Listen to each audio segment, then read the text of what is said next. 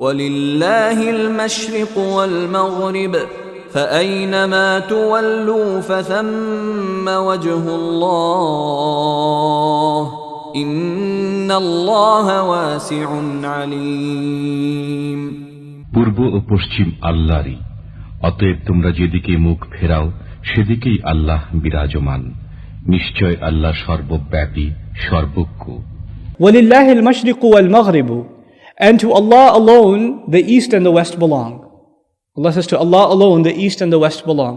This is important because the ayat that are coming will help us understand why this clue is being dropped now. You know, the Muslims have moved from one place to another. And they might feel bad that they left the house of Allah, they left the house that Ibrahim alayhi salam built, and now they're all the way in Medina. But Allah is saying, actually, that land belongs to Allah, but then again, both the east and the west belong to Allah. You're still in service to Allah.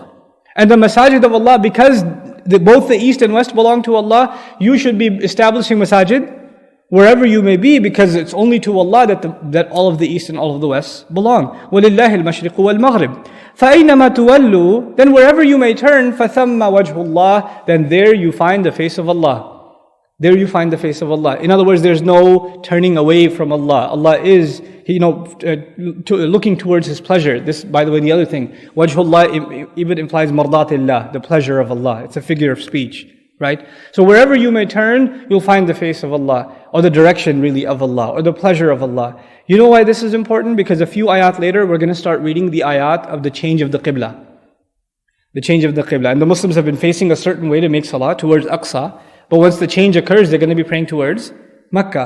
And this big change, they're already being prepared for it even before the ayat have come, because Allah says, wherever you turn, the direction itself is not the fundamental thing. The fundamental thing is that you will be, with good intent, facing or heading, intending towards Allah. فَثَمَّ وَجْهُ اللَّهِ. And then He says, well, إِنَّ اللَّهَ وَاسِعٌ عَلِيمٌ. Certainly Allah is encompassing, wasi', and all knowledgeable, wasi'un alim. So He encompasses the lands. He encompasses our intentions. So don't restrict Allah to one house. And also that's interesting that Allah said masajid, plural.